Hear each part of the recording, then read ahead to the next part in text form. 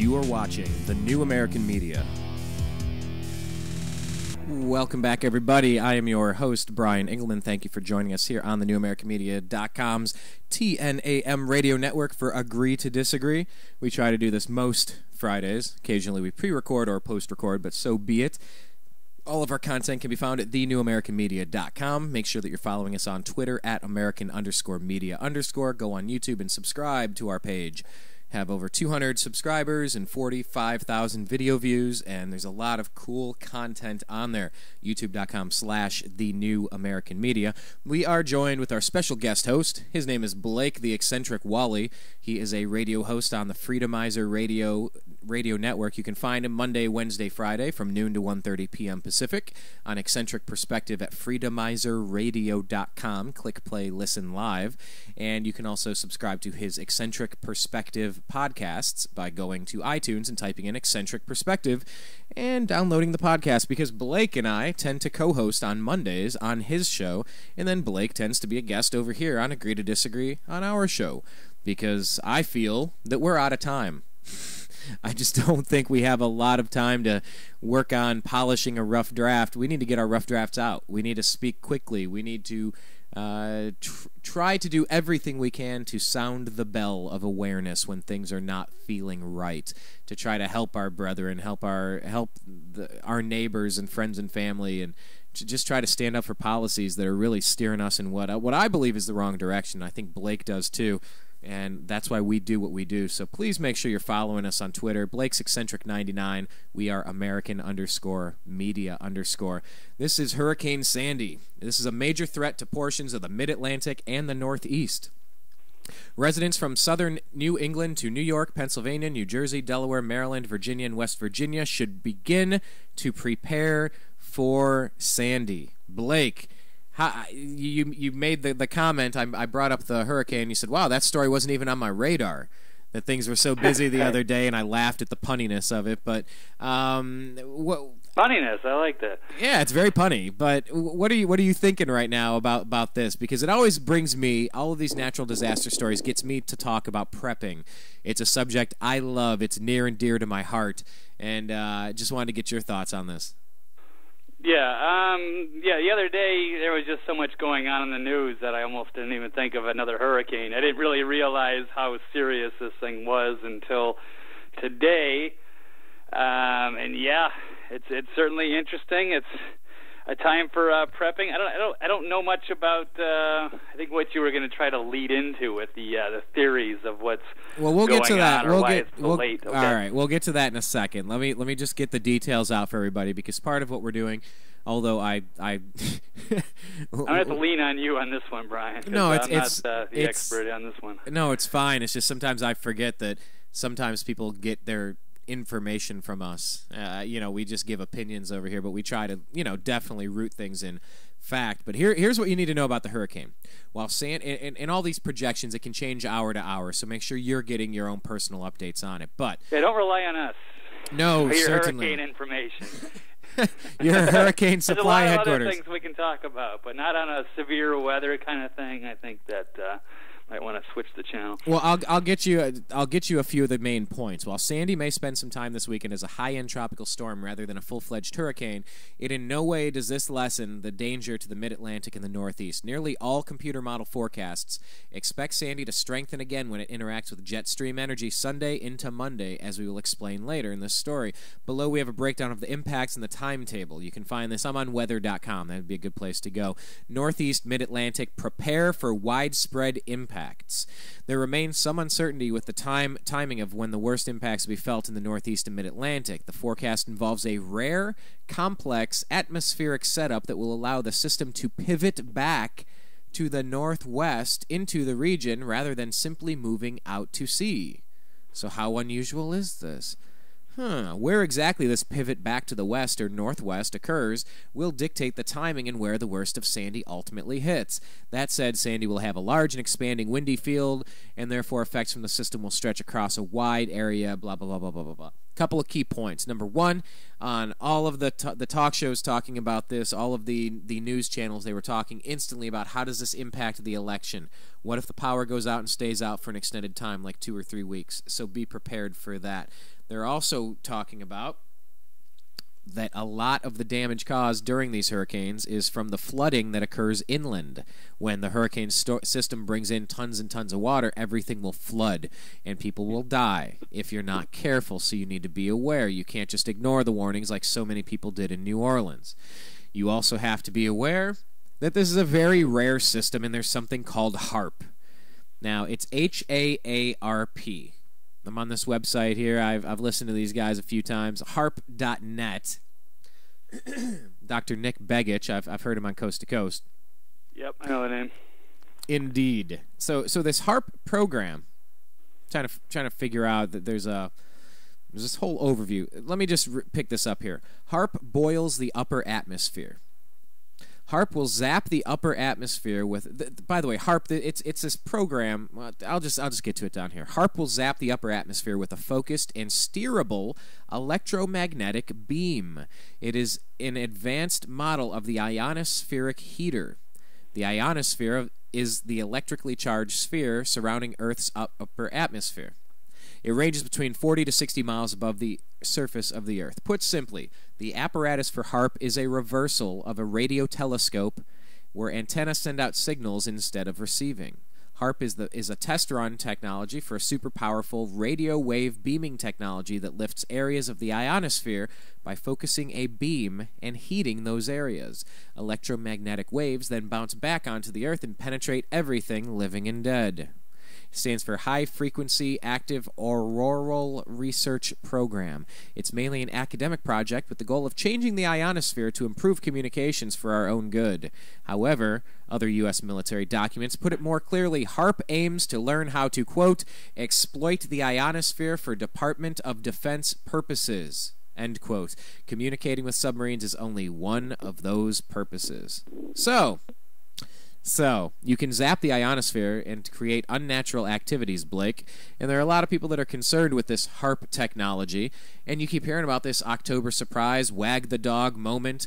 And a lot of people have been wondering for a long time, what could be the event that triggers the Patriot Act to team up with the NDAA, cause a bank holiday in conjunction with the Federal Reserve, and institute martial law with the United Nations. Oh, now I just hit all of the crazy theories at once, but here we are. We're less than 2 weeks away from an election, and this could knock the power out through either a naturally occurring hurricane or an act of war or an act of sabotage or treason. So, any thoughts? There is no depth to how low this administration could sink to save themselves. So I don't know a lot about HAARP, but I'm definitely have been seeing several articles about that. It's not my expertise, but according to a lot of people out there, they are kind of starting to point to how maybe the timing of this seems a little too convenient. And I don't know exactly how I want to speculate on this stuff because it is a bit out of my element. But pardon the pun. What's that? Pardon the pun. Yes. Out in the elements. You know, Blake, right. You're making so many accidental meteorological puns. I'm really impressed with this. You might have been watching the Weather Channel lately. Is this true? That is a negative. No, I'm not a weather person out here in the desert of Las Vegas. I don't see much weather anymore these days. So, but there's something to what you're saying. I can't really expand on a lot of these theories. Only to say that there are a lot of experts that are talking about these possible and false flag. There's I don't remember even some of the names of the experts that are talking about this stuff. Well, I can say that there's one on InfoWars I saw today. There's a few articles there. There's articles all over before it's news. So there's something to that, and definitely speculation, and I guess anything could go. So, yeah, go ahead. I'll see if I can find this video. No, I was just going to say Dr. that... Ben Livingston, the father of weaponized weather. They say they've had programs going on since the 60s, and that they could affect a hurricane back then. So you could only imagine what they could do now with this, this crazy HAARP technology on top of it. So I don't know, Brian. How about you tell me, what do you think? Do you think that this is more than a coincidence? Well, I don't believe in coincidence, number one. That takes a little bit of the suspense out of what I'm about to say, out of what I'm going to say, but so be it. I do know that Jesse Ventura, when he, you're from Minnesota, and he's the former independent governor of Minnesota, former Navy SEAL, who I just ran into at the airport, which was awesome. I didn't get to. He was 7 feet tall and he was 400 pounds. Yeah, he was not the complete giant of a man as I anticipated, but I was in awe regardless, because whether you agree with him or not, you got to respect the guy's stick-to-itiveness, just seeking out the truth as he sees it. This is a man. He is a fearless man, and he went and did a whole show on the True what was that, True TV? True TV, the conspiracy theories. Yeah, all they have on now, it's like Storage Wars, where they go get storage bins and create drama and buy storage bins. That's the new thing on True TV. I've seen that. The last season of Conspiracy Theories was so hard-hitting that they're still editing them. They should have been released almost a year ago, and they're still trying to edit them up and try to make them, friendly for the lay people to watch. And not Isn't that astonishing? Isn't that astonishing that it's too good for TV? But he goes out there and he goes to the HAARP facilities. He goes up there and they dig around on HAARP. So people. Now I'm not going to cite Kanye West as being the brilliant academic out there, but we all remember where Kanye West accused George Bush of lots of stuff during Hurricane Katrina back in, what was that, 2005. And people on the left have been claiming weather manipulation to hit certain demographics for certain political means as far back as the Bush administration, if you could even remember that far back during Kanye West's early days, ancient history, right? But yeah, I would certainly, I said about a month ago, I'm not going to trust anything that happens between now and the election. I'm looking at everything under 4 different magnifying glasses. I don't trust anything that's coming out in the next, the 6 weeks leading up to an election, whether it's an October surprise, a false flag, an act of terrorism, an act of usurpation, an act of, bank holidays leading to martial law, leading to, emergency protocols and suspensions of the Bill of Rights. I mean, any of this crap. I'm not the only one thinking this. There are millions of people across the globe that do not trust power because it corrupts, and absolute power corrupts absolutely. So, aside from all of that, I have no idea. I mean, how are we supposed to know if someone's behind, a joystick? I'm thinking like an old Atari joystick where they're sitting there like steering a hurricane, just sitting in a room with an Atari joystick. I don't know if you remember those. Right. Yeah, I used to be a big 2600 player back in the day. Yeah, so I'm just envisioning that, like kind of set with Stanley Kubrick or something. How I Learned to Love the Bomb, Dr. Strangelove type, just steering a joystick and guiding a hurricane to Washington, D.C., to the most densely populated areas in the United States during the week of the election, to knock out all the power and invite all sorts of voter fraud. It is possible. I have no idea. What am I going to say, that these things aren't possible? Of course they are. Am I accusing somebody of something? No, I have no proof of that, but I would watch out. And I'm not going to trust anything that happens between now and the election. But I will take this opportunity to talk about preparedness. What are some of the things that you would need to have in your bug-out bag, Blake? If the power, imagine if you lived on the East Coast, and the power could knock out your electricity for 3 weeks. What would you want to have at your place to make sure that you get through 3 weeks without power?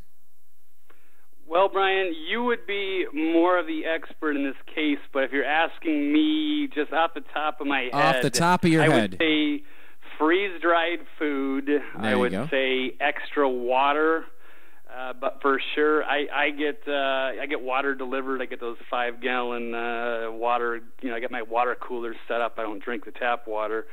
obviously. So it's good to have a few of those around. That would get you through a few weeks. Yeah, of course, yeah, freeze-dried food, probably lots of batteries would be another thing to have. First aid. And I'll stop there. Those are just some of the basics that come off the top of my head. Some of the things I can think of, I would make sure that we have our medicine, in case we have medicine we need to live if we can't get to the store, if the trucks are going to be delayed getting product in. It sets off something especially if you've got if you have a prescription, yes. Yeah, like a supply chain kind of thing like that. Think of the animals, your cats and dogs, if they, some of them have medications or some of them have food. You got to make sure, you just really need to make sure you're stocked up on stuff. You need to make sure you have self-protection, Second Amendment. Make sure that if something bad happens in your neighborhood, you can defend yourself. Because if there's no communication and the roads are down and trees are in the middle of stuff and nobody's talking, good luck getting through to police. And if the police respond the way that special forces did in Benghazi, Libya, where you call them 3 times and they still never show up, there's that famous phrase that when seconds count, police are only minutes away. Definitely make sure that you can defend your home and your family. So definitely have enough of your Second Amendment handy to take care of yourself. Definitely water. Definitely have a plan. Make sure that you have some of your most important documents printed out.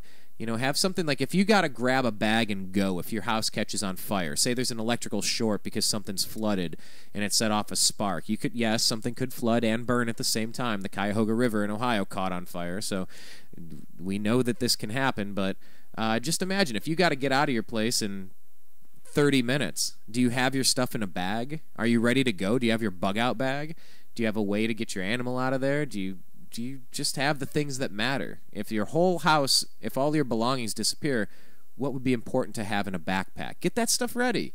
Whether you're in the middle of America talking tornadoes, you're in the East Coast talking hurricanes, West Coast talking earthquakes, or anywhere across the country talking about civil unrest or anything else you can imagine. It's a good time to rethink the how prepared am I strategy. And I think every one of these opportunities is a good chance to kind of just wake people up a little bit and think, am I as prepared as I need to be if I got to ride out 3 weeks? Like if your freezer is, if your refrigerator and freezer go down, do you have a Coleman stove? Can you cook everything in your freezer before it turns rancid? Are you going to be able to eat the food in your fridge along with the freeze-dried food? It's all these little things, but I don't know, Blake. Did I miss anything there off the top of your head? I think those are good basics without getting into major stuff on a long-term situation. Do we even get into firearms and stuff like that? Of course, Katrina. There was a lot of without getting way into some weird stuff. During Katrina, when people were out of power and were kind of isolated, that was kind of one of the first things that came around and was gun confiscation, which was a horrible thing. But the thing is, in those kind of situations, the people, the haves and the have-nots, and the have-nots might be trying to take from those that do have things. So you have to be prepared in the event of that situation. And things can kind of quickly get out of hand, especially when you're dealing with people that may be, desperate to feed their family or what have you, and there's no rules anymore. So who knows? In a survival situation, you got to be prepared for those types of things to happen. Well, we're usually prepared to join your show on Mondays, so why don't you just kind of remind people where they can find you, and thank you for joining us on Agree to Disagree here today. Thanks for having me, Brian. It was a pleasure. Yeah. Yes, come and find me over at Freedomizer Radio. It's a Blog Talk Network. I'm on Monday, Wednesday, Thursday, 12 to 1:30 Pacific Time. You can also find the podcast on iTunes just by checking out Eccentric Perspective, and you can check out my website, eccentricperspective.com, and my Twitter is eccentric99. Excellent. Well, Blake, thank you for joining us today, and we'll just keep our fingers on the pulse of this Libya Benghazi nightmare and just kind of follow the rest of this Hurricane Sandy that hopefully is now on your radar. Very good, Brian. All right, Blake, thanks Pleasure for your time. As always. Thanks again. We'll see you. Take care. Thank you. Peace. That is Blake, the eccentric Walley. Yes, it's always good talking with him. And I definitely suckered him into that last conversation because I really pushed the prepping angle to him, just really to be as prepared as possible. He gets it. Yeah, he totally gets it. But every now and then I think of things. Oh, do I have a physical map? Do I have the names and numbers of my closest contacts on a non-digital device? Maybe double-bagged with a Ziploc so it can't be destroyed with water if it gets soaked? It's just little things. You just never realize how the things that would be useful, you know. And if you wait to go get your batteries until everybody else is going to get them, there's gonna be nothing on the shelves, guys. There's gonna be nothing there. So don't wait, and don't think the federal government's gonna come save you. Please don't do that. That is a recipe for disaster, and we don't want disasters. We want success stories in America. We want to restore and rebuild this Constitution, the Bill of Rights. Restore this constitutionally protected republic. That's why we follow these important stories every week here on thenewamericanmedia.com. Please make sure you check out our homepage at thenewamericanmedia.com. Make sure that you're subscribed to our YouTube page, youtube.com/thenewamericanmedia. And definitely leave your comments underneath our articles and podcasted radio shows because we appreciate your kind words and your critiques and criticisms and comments as well. Make sure you're following us on Twitter at American_media_. Like our page on Facebook. And make sure that you continue to check in with us, connect us with your friends, and just continue to stand up for what we feel is right. Try to help each other out. Turn this country around. We're going to be all right. We're going to get this. But like in AA, first you have to admit that you have a problem. So get ready, everyone on the East Coast. Call your East Coast friends. Get them prepared now. Don't let them wait. My name is Brian Engelman. Thank you for your time. Talk with you again soon. Peace. You are listening to the New American Media.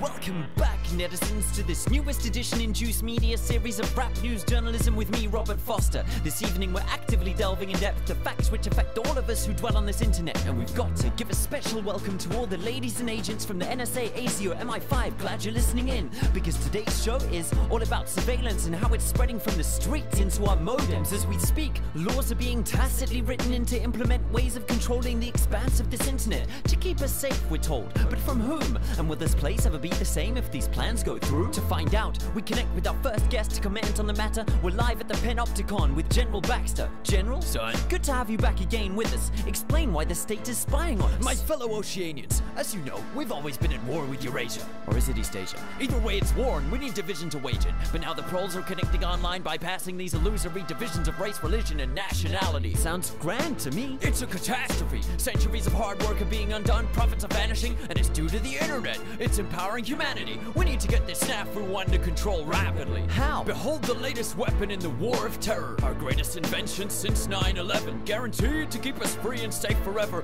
I give you the surveillance state, ladies and generals.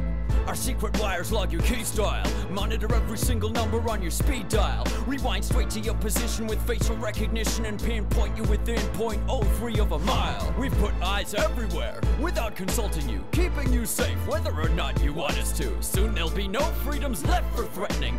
Then we'll have won the war. Take that, terrorism. Brilliant. Thank you, General. We now interview our resident guru, Terrence Moonseed, for a different view. Greetings. How does this situation look? I have one word for you, Robert. Double plus on good. The world populace of 7.4 billion are all headed in the direction of Orwellian totalitarian oblivion. My voice is hoarse, yelling about stellar winds, cold chilling them and trap wire weaving through the world wide web we all dwelling in. Face it, the all-seeing eyes in all of our Facebooks like a virus, and in these iPhones with Siri, or should I say Iris. Next in line is RFID devices and mind chips triggered by chemtrails the plague spray the sky with. This time it's it's too far. Check out the base they're building in Utah, where they'll be storing all your data for over a century. It's FUBAR. And under the outback is an entire tunnel of wires, an echelon base called Pine Gap to hijack our mother Gaia. Hey, maybe your mother's gayer. Boo-hoo. Why didn't you just kill yourself like most of your troops do? That's it. Now you're on the cast iron list. Hang on, General. Why weren't we informed about this? Sorry we didn't tell you about our grand plan before. It was meant to be a surprise, under wraps and in store. But some spoil sports had to go and ruin it for all by blowing whistles in spite of the damn law. Bill, Benny, and Thomas Drake are trailblazers for leaking these tactics. Hey, civil liberty activists, this is all legal. Anything we do now actually is. How did... You can't question my authority thanks to this. And that shit's global, people. In Australia, it's now legal for the government to store all SMSs, searches, and emails. Australians, it's taking place under your nose. Unless you wake up, all your data are belong to ACO. Come on, everyone knows you can trust the government now. If you've got nothing to hide, you've got nothing to worry about. That might be the case with things that are happening now, because most people agree with most of the laws that are being handed down. But once the Illuminati reveal their agenda for you, this surveillance will enforce laws you no longer consent to. But by then it'll be too late to protest too, and anything you've ever said, typed, or browsed can or will be used against you. I'm confused. So what should we do then? What should we do? Nothing. This is all an illusion. It's just a ride, a delusion, the Matrix, the Maya deceiving us. Oh, you hippies really make our job so much easier. Sorry to interrupt, but we're picking up a signal from beyond the space-time continuum. Quick, switch on the juice channeling portal. Wait, is that George Orwell? Good day to you. Wow, what do we owe this honor to? I tried to warn you noobs, but I see you are actually fools, or else you thought this was an instruction manual. Yes, so can you advise us? What would you have us do? An open and universal internet is the most effective tool you have to address the issues that afflict the world at hand. Therefore, protecting it is the most essential task that stands before your generation. I think I understand. Hush, man. You must not lose the internet. Heed this mantra. Who controls the internet controls the data. And who controls the data controls the future. We're losing you. I leave you with a tool to use. An onion? Don't be simple, Robert. This is but a simile. It stands for Tor. Tor? Google it. It's for anonymity. This onion router open network helps considerably against tyranny, but its abilities only work if all you use it consistently. And even if you don't use it, run it so its force swells. Thanks, Mr. Orwell. From now on, call me George Torwell. If we'd had such tools when I wrote this, well, it would have been so much simpler to tell Big Brother to go f himself. The mother sucking piece of shit. Thanks, George Torwell, for manifesting direct from this memory hole of history to impress on us these messages. We're told we need safety, which is precious, yes, but can a society that can enforce all its laws ever progress? Hindsight shows that many figures guilty of thought crime turned out to be luminaries and heroes before their time. But if a surveillance state had reigned then in this form and design, just think of all the progress we may have all been denied. Could lobbies for women's or gay rights have appeared and thrived? Would revolutionary ideals have materialized? Would science have pioneered or even survived if every word had been monitored by thought police and spies? Big Brother brings chilling effects, freezing our collective hopes. He doesn't protect our safety, but protects the status quo and threatens this internet, the one channel yet uncontrolled, whose openness we are now called upon to effect and uphold.